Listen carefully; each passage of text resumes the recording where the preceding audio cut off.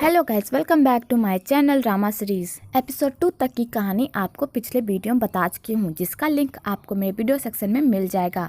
आगे हमें पता चलता है कि ज़ॉम्बी भी तसबुकी के माँ के साथ मिला हुआ है और ज़ॉम्बी ने तसबुकी के माँ के कहने पर ही नाव पर वास से हमला किया था, क्योंकि ज़ॉम्बी तसबुकी को बर्बाद करना चाहता है। ज़ॉम्बी और तसबुकी की स्टोरी ये होती है कि ज़ॉम्बी अपने पापा के साथ अपने स्टोर में काम कर रहा होता है, तो उसके पापा को एक दिन मिठाई प्रतियोगिता में भाग लेने का ऑफर मिलता है। तो उसके पापा ये सुनकर बहुत खुश होते हैं और अपनी फैमिली को भी इस बारे में बताते हैं।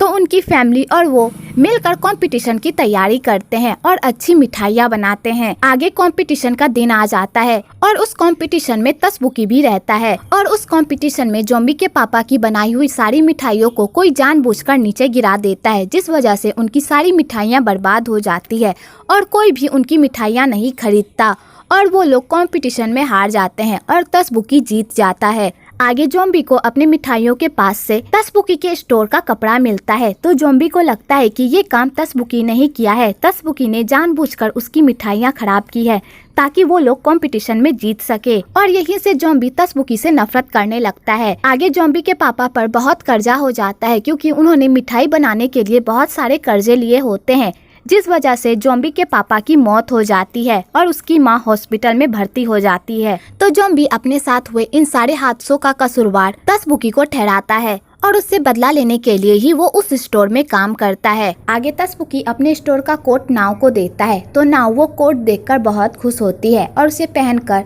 स्टोर जाती है मिठाइयाँ बनाने के लिए। आगे तसबुकी की माँ ज़ॉम्बी को ढेर सारे पैसे देती है और कहती है तुम्हें किसी भी कीमत पर तसबुकी और नाव का रिश्ता तोड़ना होगा, समझे? तो ज़ॉम्बी कहता है आप कैसी माँ हैं, आपको कोई फर्क नहीं पड़ता कि मैं आपके बेटे को चोट पहुँचा सकता हूँ? तो तसबुकी की माँ कहती है मुझे कोई फर्क नहीं पड़ता, मैं बस इतना चाहती हूँ कि उस लड़की की शादी मेरे बेटे से ना हो, क्योंकि मैंने इस स्टोर को पाने के लिए बहुत मेहनत, इसलिए मैं किसी एरे गेरे की वजह से इस स्टोर को बर्बाद होने नहीं दूंगी। इसलिए मैंने तुम्हें जैसा कहा है वैसा करो और उन दोनों के बीच दूरियां लाओ ताकि उन दोनों का रिश्ता टूट जाए। तो ज़ॉम्बी कहता है मुझे भी तसबुकी से बदला लेना है, इसलिए मैं उन दोनों का रिश्ता किसी भी कीमत पर तोड़ कर रहूंगा। आगे ज़ॉम्बी नाव को अपने रूम में इनवाइट करता है, तो नाव भी ज़ॉम्बी के रूम में जाने के लिए तैयार हो जाती है, क्योंकि वो रूम वही रूम होता है जिसमें नाव अपनी माँ के साथ रहा करती थी। तो नाव उस रूम में जाकर बहुत खुश होती है और अपनी माँ की यादों को याद करती है। आगे ज़ॉम्बी नाव को अपने झांसे में लेता है और उससे झूठ बोलता है कि वो अपने पापा के छोटे से स्टोर को बड़े मुकाम तक ले जाना चाहता है, इसलिए वो यहाँ रहकर मिठाइयाँ बनाना सीख रहा है और पैसे भी कमा रहा है ताकि वो बाद में अपने पापा की हेल्प कर सके। तो नाव ज़ॉम्बी की इन बातों में फंस जाती है। तो ज़ॉम्बी नाव को कहता है तसबुकी ने मेरे साथ बहुत बुरा किया है जो मैं तुम्हें नहीं बता सकता, इसलिए तुम तसबुकी को छोड़कर मेरे पास आ जाओ, क्योंकि मैं तुम्हें बहुत प्यार करता हूँ और मैं तुम्हें खुश रखूंगा तसबुकी से ज्यादा। और ज़ॉम्बी नाव को किसी करने वाला होता है कि तभी उधर से तसबुकी आ जाता है और उन दोनों को एक साथ देखकर जल के भून जाता है और उससे पूछता है तुम यहाँ पर क्या कर रही हो? तो नाव कुछ कहने ही वाली होती है कि तभी ज़ॉम्बी नाव को पीछे से पकड़ लेता है और तसबुकी के सामने कहता है मैं नाव से बहुत प्यार करता हूँ और मैं इसके साथ रहना चाहता हूँ। तो तसबुकी को ज़ॉम्बी पर बहुत गुस्सा आता है और तसबुकी ज़ॉम्बी को मारने ही वाला होता है कि तभी नाव तसबुकी को रोक लेती है। तो तसबुकी नाव को वहाँ से लेकर चला जाता है। तो नाव तसबुकी को कहती है तुम्हें पता है ना ज़ॉम्बी झूठ कह रहा था, वो मुझसे प्यार नहीं करता। तो तसबुकी कहता है तुम उसे नहीं जानती, वो क्या क्या कर सकता है। तो नाव तसबुकी से पूछती है आखिरकार तुमने ज़ॉम्बी के साथ ऐसा क्या किया है? तो तसबुकी को समझ में नहीं आता आखिरकार नाव कह क्या रही है। तो तसबुकी नाव को कहता है तुम इस आदमी से दूर रहो, ये आदमी अच्छा नहीं है, और ये कहकर तसबुकी वहाँ से चला जाता है। आगे नाव डिसाइड कर लेती है कि वो ज़ॉम्बी का सपना जरूर पूरा करेगी और नाव ज़ॉम्बी के पापा की तरह मिठाई बनाने की कोशिश करती है और ज़ॉम्बी को टेस्ट भी करवाती है। तो ज़ॉम्बी मिठाइयाँ टेस्ट करता है और कहता है इसमें मेरे पापा जैसा स्वाद नहीं है, ये बिल्कुल घटिया है। तो नाव कहती है कोई बात नहीं, मैं फिर से ट्राई करती हूँ। तो ज़ॉम्बी इस मौके का फायदा उठाता है और नाव के करीब जाने की कोशिश करता है ताकि वो तसबुकी और नाव के बीच दूरियां पैदा कर सके और नाव को अपने प्यार में फंसा सके। पर नाव ज़ॉम्बी पर ध्यान ही नहीं देती, वो सिर्फ मिठाइयाँ बनाने पर ध्यान देती देती है। आगे ज़ॉम्बी तसबुकी और नाव के बीच दरार पैदा करने की कोशिश करता है और नाव से झूठ बोलता है कि उसे काम से निकाला जा रहा है और वो इस मंथ के आखिरी में यहाँ से चला जाएगा। तो नाव को लगता है ये काम तसबुकी का है, तो नाव तसबुकी के पास जाती है और उससे पूछती है कि तुम ज़ॉम्बी को काम से क्यों निकाल रहे हो? कल रात ज़ॉम्बी ने जो किया बस उसके लिए तुम उसके लिए उसके सपने को तोड़ रहे हो। तो तसबुकी को इस बारे में कुछ भी पता नहीं होता, लेकिन वो गुस्से में कह देता है कि उसने ही ये काम किया है और दोनों में इसी बात को लेकर लड़ाई हो जाती है। आगे नाव की मेहनत रंग लाती है और उसकी मिठाइयाँ सेम ज़ॉम्बी के पापा की मिठाइयाँ जैसी बनती है। तो ज़ॉम्बी ये देखकर शॉक्ड हो जाता है और इमोशनल होकर वहाँ से चला जाता है। दूसरी तरफ वही मिस्टीरियस आदमी तसबुकी को कंपटीशन में भाग लेने को कहता है, तो तसबुकी कंपटीशन में भाग लेने के लिए तैयार हो जाता है। आगे मिस्टीरियस आदमी तसबुकी को बातों ही बातों में ज़ॉम्बी के पेरेंट्स के बारे में बताता है और उस स्टोर के बारे में भी बताता है कि 2 साल पहले उस स्टोर ने इस कंपटीशन में भाग लिया था, पर किसी ने उनकी मिठाइयाँ बर्बाद कर दी, जिस वजह से वो लोग कंपटीशन में भाग नहीं ले पाए। तो तसबुकी इस बात के जड़ तक जाता है और जाकर ज़ॉम्बी की माँ से मिलता है।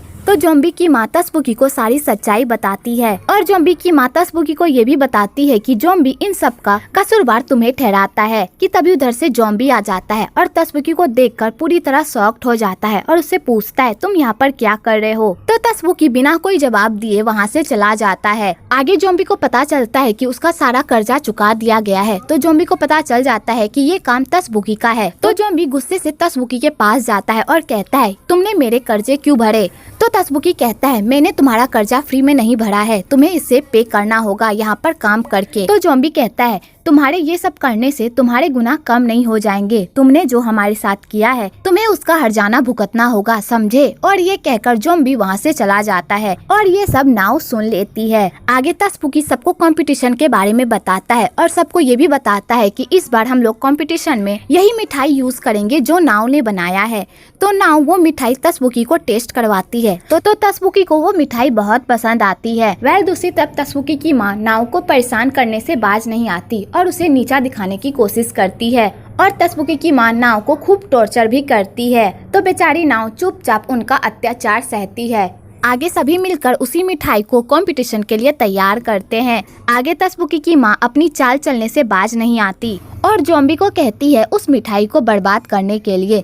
तो ज़ॉम्बी उस मिठाई को बर्बाद करने के लिए जाता है, पर वो कर नहीं पाता क्योंकि वो मिठाई उसके पापा की होती है और ज़ॉम्बी मिठाई बर्बाद नहीं कर पाता। तो तसबुकी की माँ समझ जाती है कि ये काम इससे ना हो पाएगा। तो तसबुकी की माँ खुद जाकर उस मिठाई को बर्बाद कर देती है और ज़ॉम्बी को इस बारे में पता भी नहीं होता। आगे कंपटीशन का दिन आ जाता है और वो लोग जब मिठाइयाँ लेने जाते हैं तो वो लोग देखते हैं कि उनकी मिठाइयाँ पूरी तरह बर्बाद हो गई है। तो नाव समझ जाती है कि ये काम तसबुकी की माँ का है। तो नाव तसबुकी की माँ से पूछती है कि उसने ऐसा क्यों किया। तो तसबुकी की माँ कहती है कि ये मिठाइयाँ कंपटीशन में ले जाने के लायक नहीं है, इसलिए मैंने अलग से मिठाइयाँ तैयार करवा कर रखी है, इसे लेकर जाओ कंपटीशन में, समझे? कि तभी उधर से तसबुकी भी आ जाता है और वो भी ये सब देखकर हैरान होता है। तो तसबुकी के कलीग्स पूछते हैं अब हम कंपटीशन में क्या प्रेजेंट करेंगे? तो तसबुकी कहता है हमारे पास जो मिठाइयाँ हैं हम उसे ही प्रेजेंट करेंगे, उसे लेकर जाओ कंपटीशन में। और ये कहकर तसबुकी वहाँ से चला जाता है। आगे तसबुकी की माँ बहुत खुश होती है कि उसने नाव की बनाई हुई मिठाइयाँ को बर्बाद कर दिया। कि तभी उधर से नाव की एंट्री होती है और नाव वही मिठाइयाँ लेकर आती है जो उसने बनाई होती है।